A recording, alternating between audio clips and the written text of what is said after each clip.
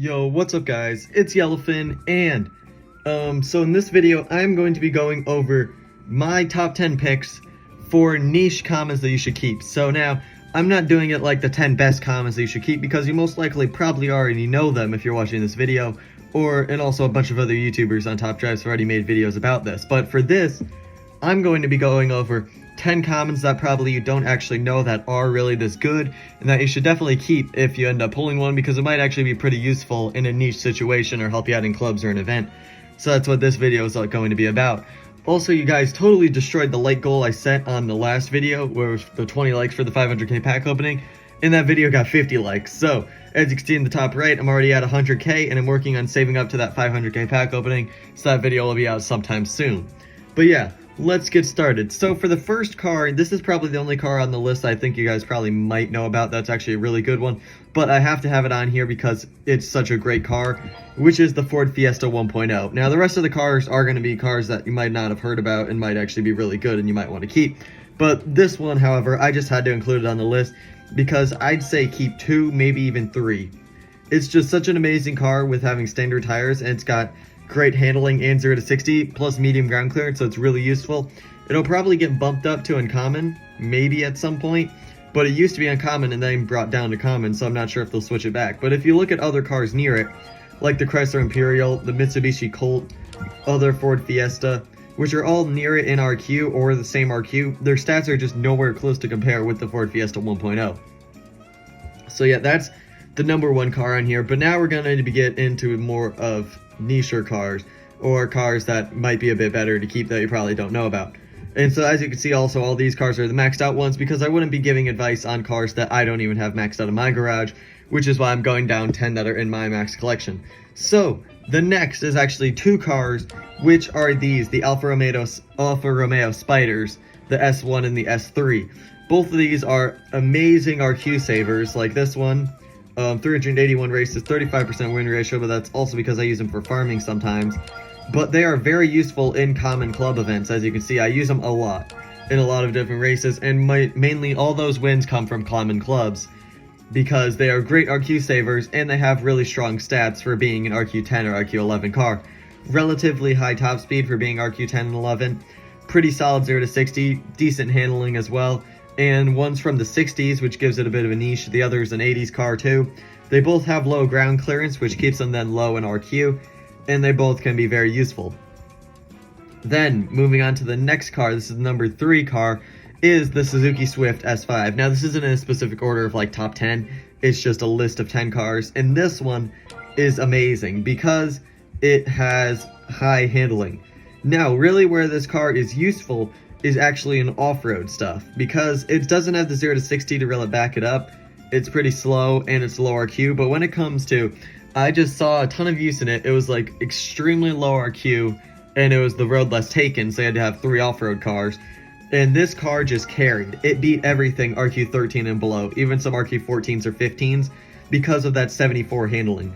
Like, I think if we go to common and then go to RQ, and if we take it down to maybe like RQ 14, let's see, and then we sort by handling descending, oh, and then also put in standard tires. Actually that's the wrong one, or no, that is the right one. See, it's right here, it's got 67 handling, and so it's similar to the other RQ 13s with having 67 handling. Others though, like this one, have 68, or like this one have 68, but they don't have as good as 0 to 60. And this one's also extremely heavy. So it's just a very useful one to have. Like, as you can see, all these are like RQ 14s, which might be useful. But when you have such a very small RQ gap, the least RQ possible that you can use, and that's very helpful with it having actually a relatively strong 0 to 60 compared to the others, can be very useful then. Number 4 now, this one's actually an amazing car, and it's actually useful in many other events besides like one niche club event, which is the Nissan Exa N12. Front-wheel drive performance tires, 8.2 seconds 0 to 60, which is very strong, and 79 handling, low ground clearance, and pretty light as well.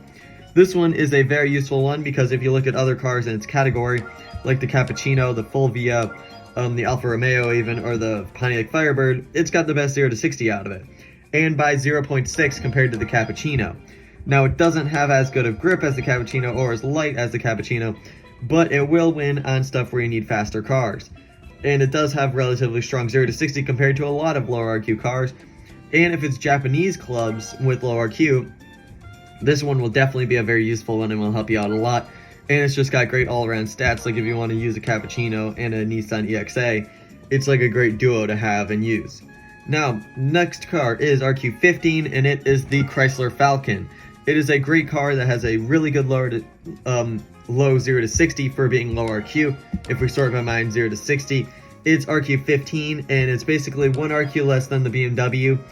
They're both 50s cars. This one's though American, and it also has the concept tag, which gives it a bit of a different area to go in. It's basically just a lesser version of the BMW 507, but it also has standard tires, so you can also use it in low RQ standard tire club events. So it is a pretty useful one to have then in situations like that. Next up is car number 6, which is the Suzuki Cervo. Now, this one has low ground clearance, but it is insanely light, front-wheel drive, standard tires, and has 76 handling, plus not too bad at 0 to 60. Now, if you look at it against like the Suzuki Swift, they both are similar, but this one is medium ground clearance, and this one is lighter and has 2 better handling.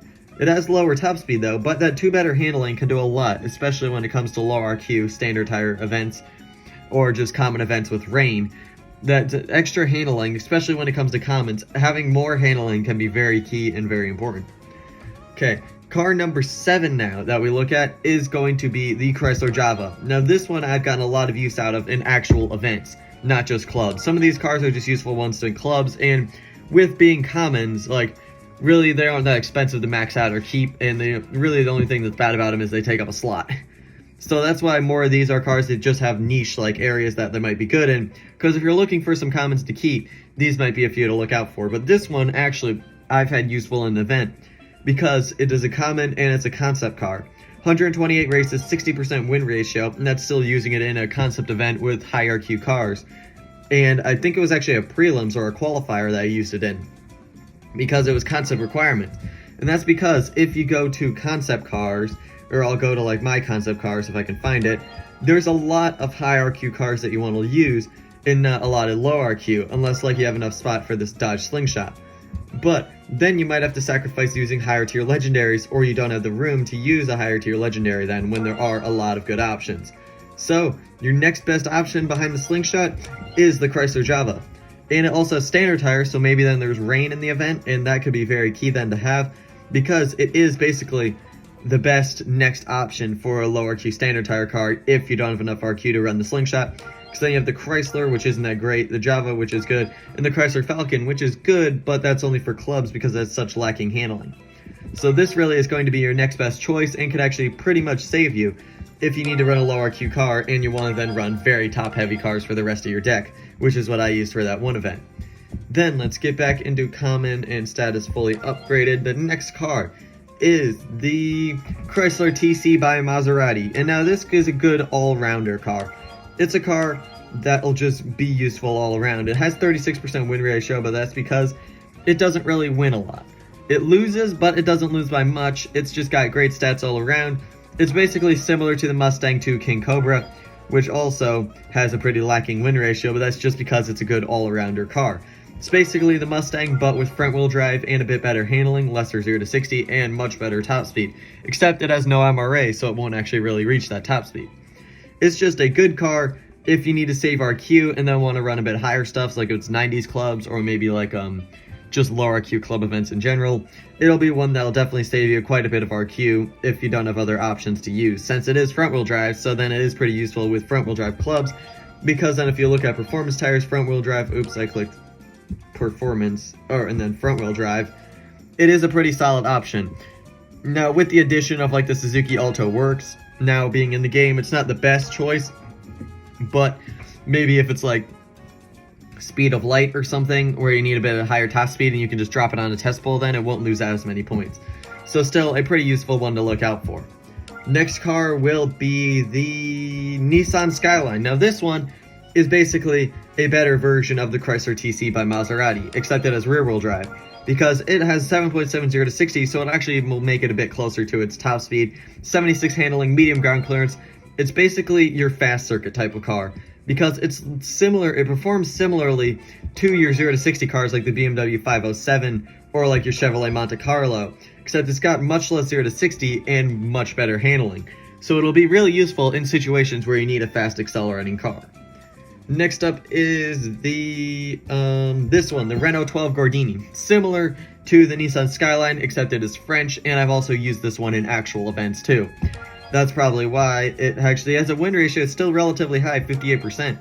And I actually use it I've used it in events before, because it's got front-wheel drive performance tires, medium ground clearance, and pretty solid stats, and pretty lightweight as well. It's just got good all-around stats where it won't lose you very many points.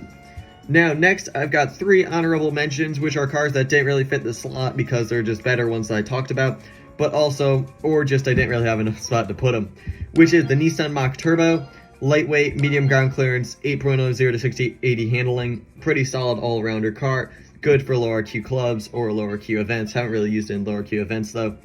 Then we have the Nissan Wingroad Aero Sport Limited, very high handling, pretty low 0 to 60 though. I mean pretty high 0 to 60 and relatively high handling for it being a standard tire common.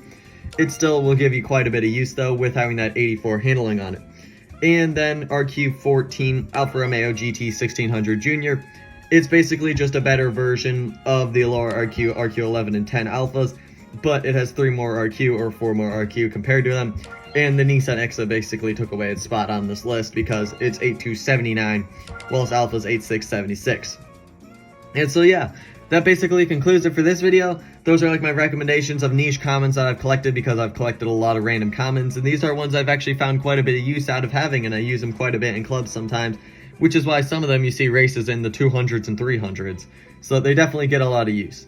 And usually now my fuse mat hands, or like my farming hands, are usually cars that are stock. I don't actually use maxed out ones. So that's why all their races then are in relatively high numbers too. So let me know if you want me to also do a video on this for uncommons. Rares, it's kind of rares are kind of expensive, but with uncommons I could probably make a video on more niche ones to keep that actually you'd have like a reason to keep and they wouldn't be too expensive too. So yeah, let me know if you wanted to see that content. I'll also continue staying for the 500k pack opening that'll be out soon. So definitely hit the subscribe button. Thank you guys so much for watching, and yeah, I'm Yellowfin. Goodbye.